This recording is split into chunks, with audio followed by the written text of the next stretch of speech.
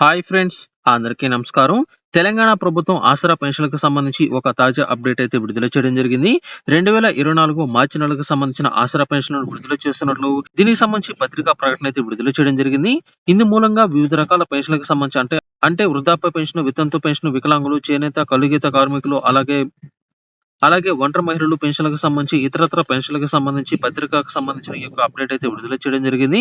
2024 నాలుగో నెల 24వ తేదీ నుంచి 2024 నాలుగో నెల 30వ తేదీ వరకు అంటే ఈ నెల 30వ తేదీ వరకు బట్వాడా చేయబోతున్నట్లు పోస్టల్ శాఖ అయితే తెలియజేయడం జరిగింది. ఈ మార్చి నెలకు సంబంధించిన పెన్షన్‌ను ఆల్రెడీ తెలంగాణ ప్రభుత్వం గత 2 రోజుల నుంచి అయితే విడుదల చేస్తూ ఉండగా ఈ నెల 30వ తేదీ వరకు అయితే విడుదల చేయడం జరుగుతుంది.